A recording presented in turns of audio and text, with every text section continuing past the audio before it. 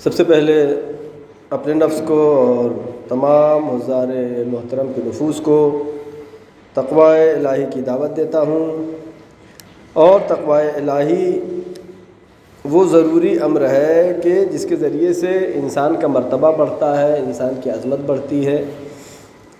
اس لیے کہ قرآن مجید میں خدا نے بارہا کہا ہے، یعنی چاہے وہ مرد ہو، چاہے عورت ہو، غلام ہو، چاہے آزاد ہو، کالا ہو، گورا ہو، یہ کوئی معیار بلندی کا نہیں ہے۔ انسان کے بلندی کا معیار تقوی الہی ہے۔ اور ہمارے چھٹے امام حضرت جعفر صادق علیہ السلام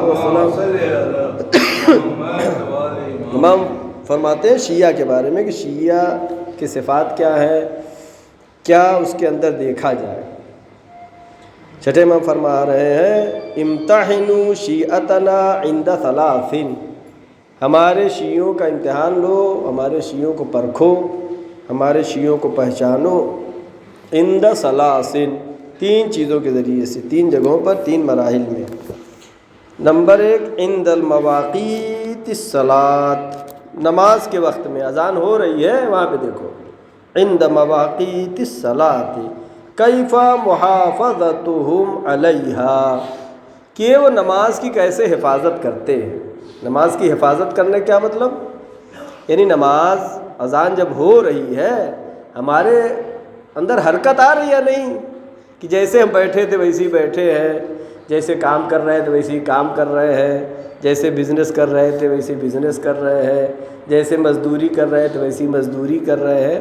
مجبوری الگ چیز ہے، یعنی ایک آدمی ہے اس وقت نہیں پڑھ سکتا ہے وہ، لیکن آیا اس کا دل مچل رہا ہے کہ نہیں، اس کا دل چاہ رہا ہے کہ نہیں، ان کو بلایا جا رہا ہے جب نماز کے لیے۔ تو امام کیا فرما رہے ہیں عند المواقیت الصلاۃ، نماز کے وقت میں دیکھو کیف محافظتہم علیہا، یہ اس کی حفاظت کیسے کرتے ہیں۔ وعند اسرارہم کیف حفظہم بہا عن عدونا، اور راز کی حفاظت کے وقت ہمارے شیعوں کو پہچانو، یعنی راز جو ہے اس کو راز رہنا ہے۔ کون سے راز امام فرما رہے ہیں یہاں پر، کیف حفظہم بہا عن عدونا، کہ راز کی باتوں کو ہمارے دشمنوں سے کیسے بچا کے رکھتے ہیں۔ سمجھ رہے ہیں یہ راز کی بات کیا ہو سکتی ہے؟ اس میں علماء نے بہت ساری باتیں بیان کی ہیں کہ جو امام فرما رہے ہیں راز کی باتیں، بعض نے کہا کہ راز کی بات سے مراد یہ ہے کہ اہل بیت کے فضائل، اہل بیت کے فضائل بہت زیادہ ہیں، ہر انسان کو اس کی سمجھ کے مطابق، اور یہ اہل بیت کے فضائل اس تک پیش ہوتے ہیں، وہ سمجھتا ہے۔ اور جیسا کہ مولا کائنات حضرت علی بن ابی طالب علیہ السلام امام نے فرمایا ہے کہ کلم الناس بقدر عقولہم، لوگوں سے بات کرو، لوگوں سے گفتگو کرو ان کی عقلوں کے مطابق۔ ایسا نہیں ہے کہ آپ جو ہے پہلی کلاس کا بچہ ہے اس سے آپ جو ہے ہائی اسکول کی بات کر رہے ہیں، انٹر کی بات کر رہے ہیں، نہیں۔ ویسے ہی معارف اہل بیت میں بھی ہے کہ اہل بیت کی معرفت میں کس درجے کے لوگ ہیں، یعنی ہر بات ہر جگہ بیان نہیں کی جا سکتی۔ اہل بیت کے فضائل اتنا بلند ہیں کہ ہر انسان اس کو سمجھنے کا، تحمل کرنے کی صلاحیت نہیں رکھتا ہے اگر اس کا عقیدہ بہت مضبوط نہیں ہے۔ اور فضائل کو جو کہ حقیقی فضائل ہے، اعلیٰ ترین فضائل جو اہل بیت کے ہیں، وہ اگر بیان کیا جائے ایسے لوگوں پہ جن کا عقیدہ پختہ نہیں ہے تو گمراہ ہو سکتے ہیں۔ بعض نے تو یہ کہا، بعض نے کہا کہ ائمہ معصومین علیہ السلام نے جو اسرار بتائے ہیں، مثلا کچھ دعائیں ہماری ایسی ہیں جو ہر جگہ نہیں پڑھنا ہے، کچھ باتیں ہماری ایسی ہیں جو ہر جگہ نہیں بیان کرنا ہے۔ اتحاد بین المسلمین کا خیال کرنا، ایسا نہیں ہے کہ ہر جگہ ہر بات کو کہی جائے، ضروری نہیں ہے۔ کچھ چیزیں ایسی ہیں جو کتابوں میں ہونا ضروری ہے، پڑھے لکھے لوگ ہی سمجھیں، کچھ چیزیں ایسی ہیں جو بیان ہونا چاہیے۔ لہذا امام علیہ السلام جو فرما رہا ہے عند اسرارہم حیف حفظہم بہا من عدونا، ہمارے دشمنوں سے رازوں کو کیسے بچاتے ہیں، رازوں کو ظاہر نہیں کرتے ہیں۔ اور تیسری بات جو امام علیہ السلام فرما رہے ہیں وَإِلَىٰ أَمْوَالِهِمْ كَيْفَ مَوَاسَاتُهُمْ لِإِخْوَانِهِمْ فِيهَا، اور ہمارے شیعوں کو پہنچانو ان کے مال کے بارے میں کہ اگر ان کے پاس پیسہ ہے تو مواساتہم لإخوانہم فیہا، کہ جو برادران مومن ہیں ان کے ساتھ کیا کرتا ہے، آیا ان مومنین کی مدد کرتا ہے یا نہیں کرتا ہے۔ بچے کو معلوم ہے پڑھائی کا پیسہ نہیں ہے، بچہ پڑھنے والا ہے، تیز ہے، لیکن قوم میں کوئی شیعہ ہو کہلائے اور اس کی مدد کے ذریعے سے وہ بچہ آگے پڑھ سکتا ہو، اس کے بعد بھی وہ اپنا پیسہ لیے بیٹھے رہے۔ یہاں پہ جو امام علیہ السلام فرما رہے ہیں 3 مواقع، امتحنوا شیعتنا عن ثلاث، 3 جگہوں پر ہمارے شیعوں کو پہچان سکتے ہو کہ صحیح میں دعویٰ ان کا صحیح ہے یا بس ایسے ہی کہہ رہے ہیں۔ پہلی کیا ہو گئی، نماز کے وقت میں کہ نماز کی کیسے حفاظت کرتے ہیں، اسرار اور راز پوشیدہ باتوں کو چھپانے کے وقت میں، اور کب الی اموالہم، اپنے مال کے بارے میں وہ کیا کرتے ہیں، کیسے خرچ کرتے ہیں اور ان کا رول کیا ہوتا ہے۔ بزرگان نے جو بتایا کہ اگر کوئی مٹھی بند کر لے تو اللہ بھی ادھر سے بند کر دیتا ہے، جس کو اللہ نے دیا اگر وہ خرچ کر رہا ہے تو آتا رہے گا، جتنا خرچ زیادہ کرے گا اتنا آئے گا، یہ شاید تجربہ شدہ بھی ہو، دیکھ سکتے ہیں۔ اور اگر اس نے بند کر لیا، ہاتھ روک لیا، تو ادھر اللہ کی طرف سے بھی رک جاتا ہے انسان بہت سارے، میری نظروں میں بھی ہیں، معلوم بہت بڑے سیٹ تھے، بہترین شاندار، لیکن فکر بڑی نہیں تھی، وہ مٹھی بند کر لیا تو چھوٹے ہوتے چلے گئے، چھوٹے ہوتے چلے گئے۔ اور ایسے کو دیکھا ہے جو چھوٹا بالکل تھا، اس نے کھولا صرف یہ دیکھ کے کہ ہمارے شہر کا ہے، یہ ہمارے ضلع کا ہے، کس مذہب کا ہے، اس سے نہیں مطلب، یہ ضرورت مند ہے، اس کی مدد اس نے کیا اور وہ آگے بڑھتا ترقی کرتا ہوا چلا گیا۔ لہٰذا یہ چیزیں جو ہیں ہمیں دھیان رکھنا بہت ضروری ہے کہ شیطان ایسے موقع پہ بہکاتا ہے، جب کار خیر میں آپ کچھ خرچ کرنا چاہیں تو شیطان ڈراتا ہے۔ قرآن کی آیتیں ہیں، کہتا ہے تم فقیر ہو جاؤ گے، تم غریب ہو جاؤ گے۔ کیا غریب ہو جاؤ گے؟ وہ خدا جو کہہ رہا ہے کہ اگر تم 1 دو گے تو 10 دیں گے، اگر اس پر بھروسہ ہے تو شیطان کے بہکاوے میں انسان نہیں آئے گا۔ اور یہ ماہ رجب ہے، بہت ہی مناسبات اس میں ہے، اور کل کی جو تاریخ آنے والی ہے ہمارے نویں امام حضرت محمد تقی علیہ السلام کی ولادت باسعادت کی تاریخ ہے، جناب علی اصغر کی ولادت ہے۔ آج شب میں جشن بھی بارگاہ باب الحوائج میں منعقد ہوگا، جشن میں شرکت کرے، یہ موقع ہر ایک کو نہیں ملتا ہے، یہ معصوم کی محفل میں بیٹھنا ہر ایک کے پاس نہیں ہے۔ اگر نہیں توفیق ملتی ہے تو اللہ سے دعا کریں کہ اللہ ہم کو توفیق دے کہ ہمارے گناہ اتنے زیادہ ہو گئے، ہمارے گناہ اتنے زیادہ ہو گئے کہ ہم معصومین کے ذکر جہاں بیان ہو رہا ہے، جہاں فضائل بیان ہو رہے ہیں، جشن میں نہیں آ پا رہے، بہت سارے کام پڑ جاتے ہیں اسی ٹائم پر۔ لہٰذا اس موقع کو غنیمت سمجھے، اور آنے والی 13 رجب ولادت باسعادت مولا کائنات حضرت علی ابن ابی طالب علیہ السلام ہے، اس تمام مناسبات کی مبارکباد پیش کرتا ہوں، اور جشن کو خلوص کے ساتھ، دل سے، خلوص نیت کے ساتھ بجا لائے، اور اس خوشی کو دل حقیقی خوشی میں تبدیل کریں۔ حقیقی خوشی کو نہ دکھاوے والی نہیں، دل خوش ہو۔ جب ایمان قوی ہوگا، روح نورانی ہوگی، اور اس وقت حقیقی خوشی نصیب ہوگی۔ ظاہری خوشی تو بہت ساری آدمی دیکھتا ہے، خوشی خوشی معلوم ہے شادی کیا، بہت سارا پیسہ خرچ کیا بیٹی کا بیٹے کا، بعد میں جو ہے غم آ رہا ہے، وہ حقیقی خوشی نہیں ہے، وہ وقتی ہے، دکھاوے والی ہے، دکھاوے والی نہیں۔ حقیقی خوشی اگر لینا ہے تو در اہل بیت پہ آنا ہوگا، اور انشاءاللہ جو جشن منعقد ہوں گے اس میں شرکت فرمائیں۔ اور تیسری مناسبت جو ہے آج 22 بہمن روز آزادی جمہوریہ اسلامی ایران کہ وہ ایران کہ جس کی آزادی کا آج 22 بہمن کو جشن منایا جا رہا ہے ایران میں، انقلاب کیوں آیا؟ یہ انقلاب کیوں آیا؟ انقلاب اس لیے آیا کہ جو وہاں پہ بادشاہ تھا رضا شاہ پہلوی، اس نے جو ہے کئی غلط کام کیے، امریکہ اور یورپ کے ممالک کا غلام تھا وہ، اور وہ جو پیسے کا سسٹم جو رکھا اس نے ایسا کہ جو اس کے ماننے والے ہیں، اس کے چاہنے والے ہیں، اس کے نزدیک تک جانے پائے، جیسا ہمارے ہندوستان میں بھی اس طرح کی صورت دکھ رہی ہے۔ بہرحال تو یہ زیادہ دن تک چلتا نہیں ہے، یہ زیادہ دن نہیں چلتا ہے۔ اور دوسرا کام اس نے جو کیا تھا وہ چاہتا کہ یورپ کا کلچر ایران میں آ جائے۔ یورپ کا کلچر کیا مطلب؟ یورپ کا کلچر کا مطلب عورتوں پر ظلم۔ آج خواتین کو دنیا بیوقوف بنا رہی ہے، یعنی کوئی سیریل دیکھے، کوئی فلم دیکھے، مرد تو پورا کپڑا پہنے ہوئے ہیں، عورت نہیں پہنے ہوئے۔ کیا بھائی، کیا کمی ہے اس میں؟ عورت کو اللہ نے مقام دیا ہے، اللہ نے عظمت دیا ہے، جس کا مرتبہ جتنا زیادہ ہے اس کا کپڑا بھی اتنا ہی زیادہ ہے۔ یہ انسان کی فکری چیز ہے۔ یہ مثلا ایک جج کا جو کپڑا ہوگا ایک وکیل سے زیادہ ہوگا، ایک بادشاہ کا جو لباس ہے وزیر سے زیادہ ہوگا۔ تو اسلام نے، اللہ نے عورتوں کو عظمت دیا ہے، یہ جو حجاب کی شکل میں ہے۔ اس کی مخالفت کیا اس نے، اور یہ انقلاب جس کا جشن آج پورا ایران منا رہا ہے منعقد ہوا۔ یہ انقلاب جس کے لیے کہا گیا انفجار نور بود، یہ انقلاب جمہوری ایک نور کا انفجار تھا، دنیا کے لیے ایک نور ہے۔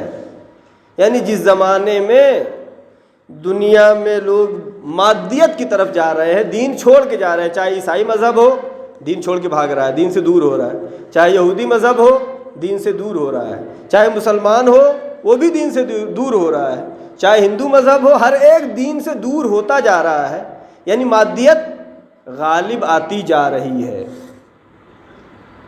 یعنی دل میں ہر انسان کو اپنے سے سوال کرنا چاہیے کہ اللہ کو تو سبھی مانتے ہیں، چاہے ایشور کہے، چاہے بھگوان کہے، چاہے خدا کہے، چاہے اللہ کہے، چاہے گاڈ کہے، جو بھی کہتے ہوں، آیا دل میں ہے یا نہیں ہے؟ یہ انسان جو ہے مادیت کی طرف چلا جا رہا ہے، اور جس کا نقصان بہت زیادہ ہے۔ اور تفسیر قرآن میں جو ہمارا سلسلہ چل رہا تھا اس میں چند آیتیں ہم نے جو پڑھی تھی ابھی، وہ جناب ابراہیم علیہ السلام کے استدلالات تھے کہ جناب ابراہیم نے جو دلیلیں پیش کی ہیں کفار و مشرکین کے طرف، بس ان کو میں پڑھ کر کے مختصر میں جلدی، چونکہ وقت زیادہ نہیں رہتا ہے، بیان کروں گا۔ سورہ انعام آیت نمبر 76 میں ہے فَلَمَّا جَنَّ عَلَيْهِ اللیل رَأَى كَوْكَبًا، کہ جناب ابراہیم نے فَلَمَّا جَنَّ عَلَيْهِ اللیل، جب رات آ گئی، جناب ابراہیم نے ایک استدلال کا طریقہ بتایا، نہ کہ جناب ابراہیم اس کو مانتے تھے۔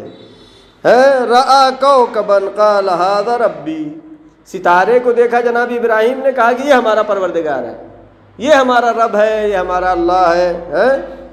یہ دلیل بنایا جناب ابراہیم نے، هَذَا رَبِّي فَلَمَّا أَفَلَ، جب ستارہ ڈوب گیا، ستارہ نکلتا ہے رات میں، جب روشنی ہوتی ہے ستارے ڈوب جاتے ہیں، فَلَمَّا أَفَلَ قَالَ لَا أُحِبُّ الْآفِلِينَ، ایک دلیل جناب ابراہیم نے کہ جو ڈوب جائے اس کو میں رب نہیں مانتا۔ انسان کیا ڈھونڈتا ہے؟ انسان کی فطرت ہے، کیا فطرت ہے؟ بے عیب کو ڈھونڈتا ہے، جس میں کوئی عیب نہ پایا جائے، جس میں کوئی کمی نہ پایا جائے۔ ہر وقت ہم دیکھتے ہیں، مثلا کہیں گئے، کسی کے دیکھا یہ دروازہ ایسے نہیں ایسے ہونا چاہیے تھا، یہاں پہ دھبا لگا ہے نہیں ہونا چاہیے تھا، یہ ایسا ہے نہیں ہونا چاہیے۔ کیا مطلب؟ انسان کی فطرت یہ ہے کہ بے عیب کو ڈھونڈتا ہے۔ تو ستارے کا ڈوب جانا کیا ہے؟ یہ عیب ہے، لہذا وہ رب نہیں ہو سکتا۔ اس کے بعد جناب ابراہیم آگے دوسری آیت میں، آیت نمبر 77 سورہ انعام، فَلَمَّا رَأَى الْقَمَرَ بَازِغًا، جب دیکھا جناب ابراہیم نے چاند کو کی چمک رہا ہے، قَالَ هَذَا رَبِّي، یہ میرا رب ہے۔ فَلَمَّا أَفَلَ قَالَ لَئِن لَّمْ يَهْدِنِي رَبِّي لَأَكُونَنَّ مِنَ الْقَوْمِ الظَّالِمِينَ، کہا کہ یہ رب ہے۔ جب وہ چاند بھی ڈوب گیا تو کہا کہ یہ میرا رب نہیں ہو سکتا ہے۔ اور آگے جناب ابراہیم نے کہا اگر میرے رب نے میری ہدایت نہ کی ہوتی تو میں بھی تمہاری طرح ظالمین میں سے ہو جاتا، ضالین گمراہوں میں سے ہو جاتا۔ اس کے بعد پھر آیت ہے جناب ابراہیم کا استدلال، فَلَمَّا رَأَى الشَّمْسَ بَازِغًا، جب دیکھا سورج تو اور زیادہ چمک رہا ہے، چاند سے زیادہ روشنی، ستارے سے زیادہ روشنی چاند کی، چاند سے زیادہ روشنی سورج کی۔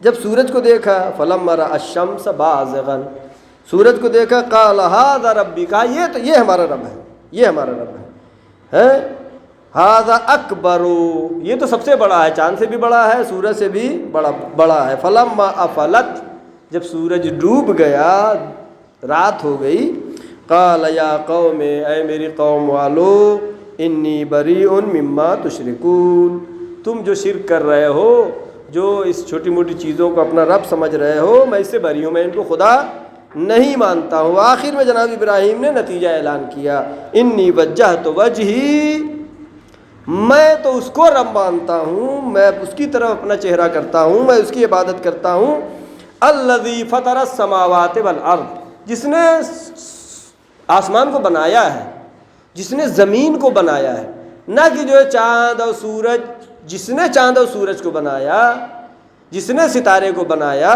میں اس کو اپنا رب مانتا ہوں، وما انا من المشرکین، میں مشرکین میں سے نہیں ہوں۔ یہ جناب ابراہیم نے استدلال پیش کیا، اور یہ استدلال ہمارے لیے بھی، ایسا نہیں بس قرآن میں ذکر ہو گیا، بیان ہو گیا ہے۔ اب اگر کوئی بحث کرتا ہے، کوئی مباحثہ کرتا ہے، تو آپ یہ دلیلیں لا سکتے ہیں کہ عبادت کس کی ہونی چاہیے؟ جو قدیم ہے، ہمیشہ سے ہے، ہمیشہ رہنے والا ہے۔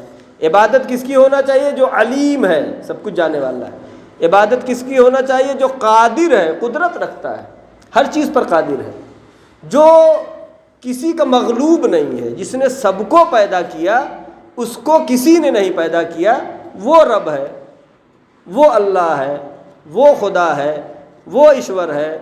لہٰذا تمام مذاہب کو چاہیے کہ اس چیز میں اپنے اوپر توجہ دیں، غور و فکر کریں کہ ہم جا کدھر رہے ہیں۔ ہماری دعا ہے آخر میں، پروردگار محمد و آل محمد صدقے میں ہمارے ایمان میں اضافہ فرما، ہم کو توفیق دے کہ ہم علم اور عمل صالح کے ساتھ دنیا میں زندگی گزاریں۔ پروردگارہ جو بھی پریشان حال ہے ان کی پریشانیوں کو برطرف فرما۔ پروردگارہ جو بے روزگار ہیں ان کی روزی عطا فرما۔ معبود جو مریض ہیں ان کو شفائے کامل و عاجل عطا فرما۔ پروردگارہ آخری حجت امام زمانہ کے ظہور میں تعجیل فرما، ہم سب کو ان کے یاور و انصار میں شمار فرما۔ بسم اللہ الرحمن الرحیم، والعصر ان الانسان لفی خسر الا الذین آمنوا وعملوا الصالحات وتواصوا بالحق وتواصوا بالصبر۔ صدق اللہ العلی العظیم۔ السلام علیکم ورحمۃ اللہ۔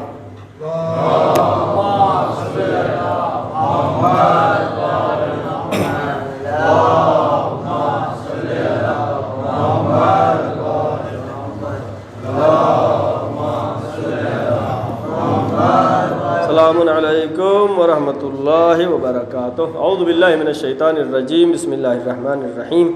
الحمد للہ الذی لا الہ الا هو الحلیم الکریم، غافر الذنب وقابل التوب وهو الغفور الرحیم۔ سبحان من سبقت رحمتہ علی غضبہ وبسط الیدی بالرحمہ، سبحان من لا یزداد الا جودا وکرما۔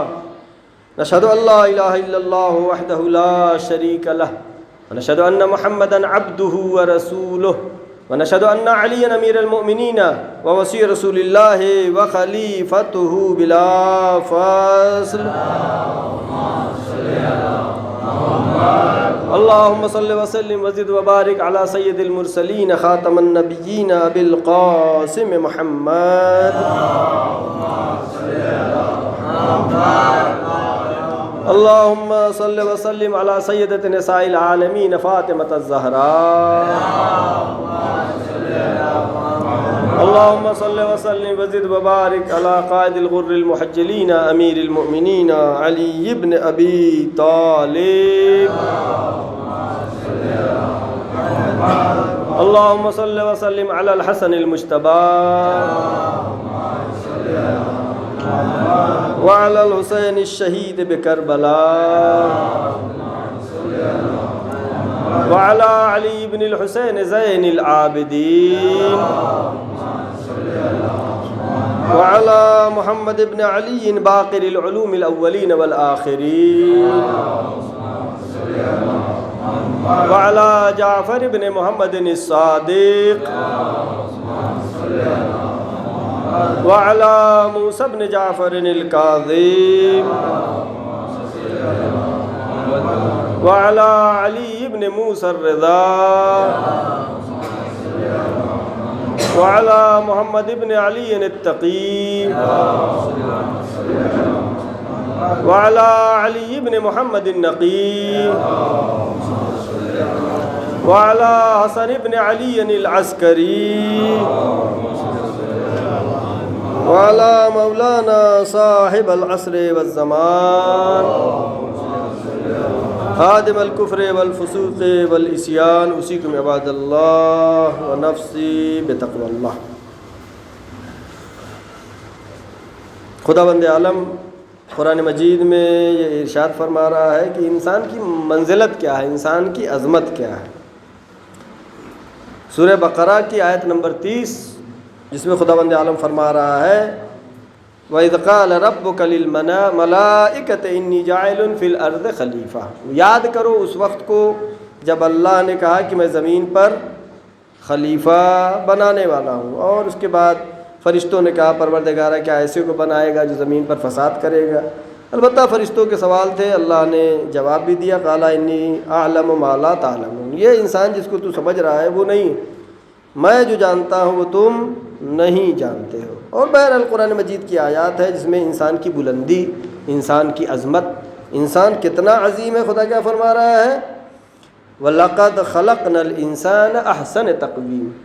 ہم نے انسان کو بہترین پیدا کیا، بہت اچھا پیدا کیا۔ نفخت فیہ من روحی، ہم نے اس میں اپنی روح ڈالی ہے۔ انسان صلوات پڑھے محمد والے۔ ہم نے اس میں روح ڈالی ہے، اللہ کہہ رہا ہے انسان کی عظمت۔ لیکن انسان جس کو اللہ نے اتنی منزلت دیا ہے یہ کہاں چلا جاتا ہے؟ یہ اپنے کو گرا لیتا ہے، کتنا کہ جانور سے بھی بدتر ہو جاتا ہے۔ آیت کیا کہہ رہی؟ اولئک کالانعام بل ہم اضل۔ یہ انسان جس کو ہم نے خلیفۃ اللہ بنا کے بھیجا، ہر انسان خلیفۃ اللہ نہیں ہو سکتا، لیکن اللہ نے یہ چاہا ہے کہ انسان کو عظمت عطا کرے۔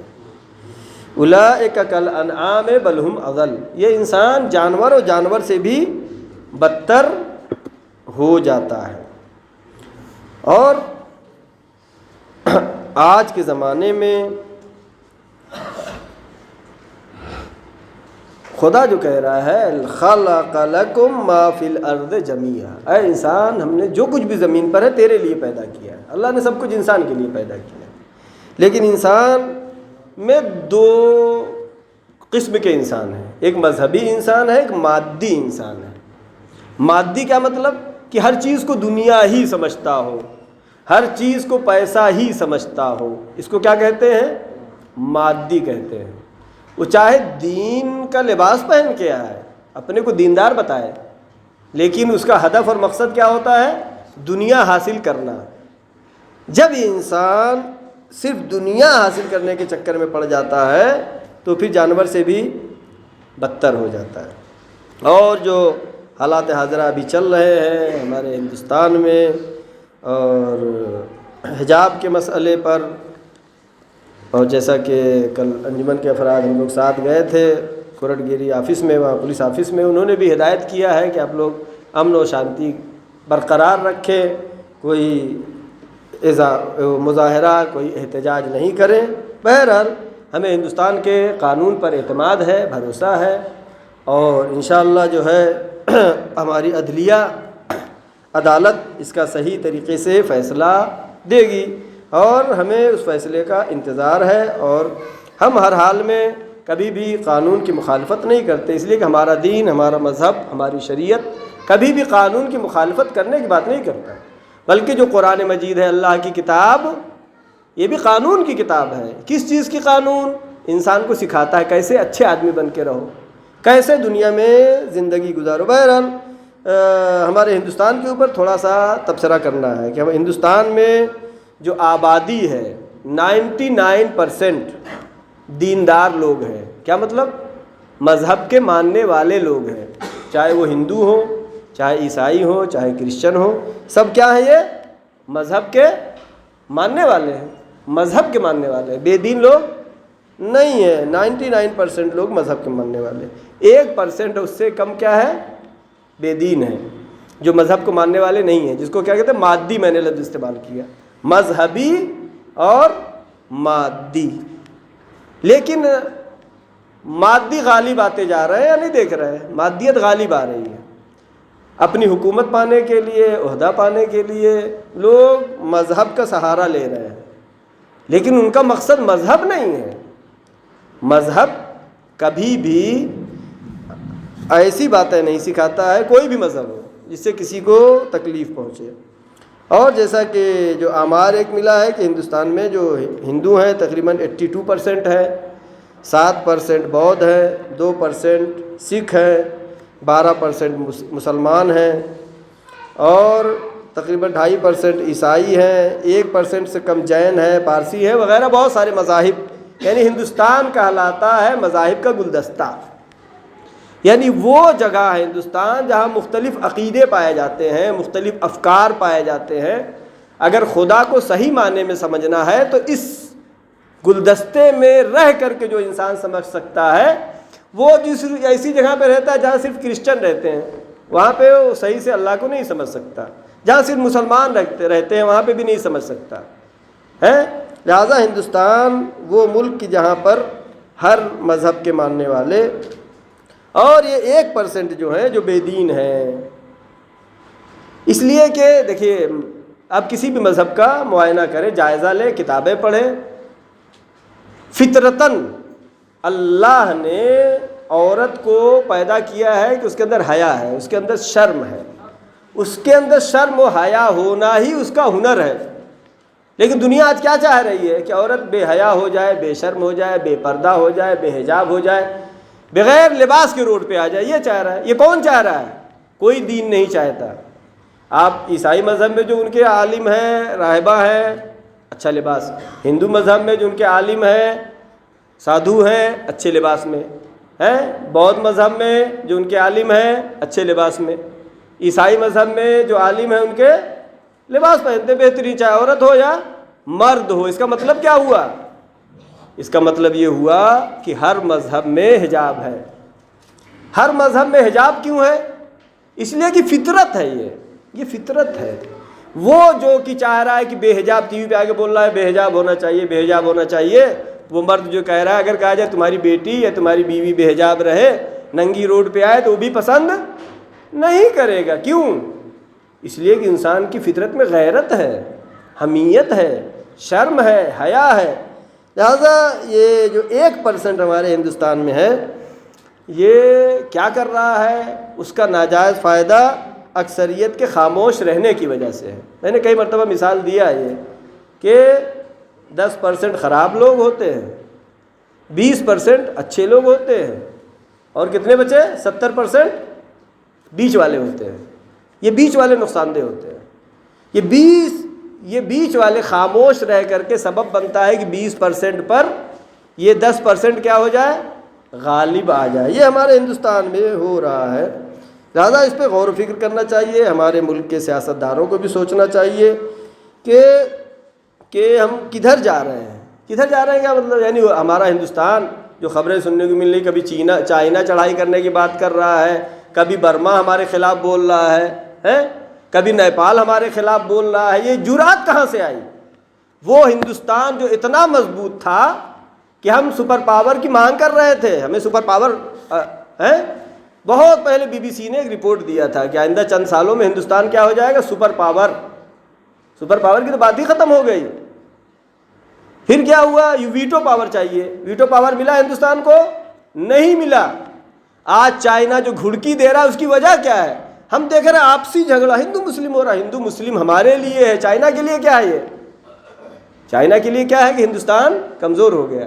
بھائی جب دو بھائیوں میں اختلاف ہو جائے گا تو دشمن کیا کرے گا؟ حملہ کرے گا. دشمن ہم کو کمزور سمجھے گا. وہ یہ نہیں دیکھے گا آپس میں کس بات پہ اختلاف ہے، اس سے کیا مطلب.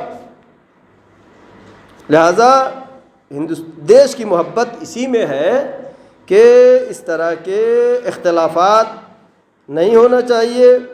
اور وہ تو چھوڑیے، ابھی کورونا میں دیکھیں، کورونا بیماری تھی، ایک بیماری ہے جس سے لوگ مر رہے تھے، تو کہہ رہے انہوں نے پھیلایا، انہوں نے پھیلایا. یہ بحث کرنے کا وقت نہیں ہے. وہ کس نے پھیلایا؟ وہ تو آئے گا جب آئے گا. یہ کیا ہے؟ کوتا فکری اور امریکہ اور اسرائیل جو ڈر رہے ہیں ہندوستان سے، کس بات سے ڈر رہے ہیں؟ کیونکہ ہندوستان کے اندر طاقت ہے، ہمارے ہاں دماغ ہے، ہمارے جوانوں کے پاس علم ہے، ہم آئندہ سپر پاور بن سکتے ہیں، لہذا ہندوستان کو کمزور کرنے کے لیے یہ دشمن کی پالیسیاں ہیں جو اس 10% کو بڑھا رہے ہیں، اس 10% کی مدد کر رہے ہیں۔ اور ابھی جو آپ نے دیکھا یہاں کرناٹک کی خبر کی وہ لڑکی ہے، اس پہ جو ہے لوگ نعرہ لگا رہے ہیں، وہ ساتھ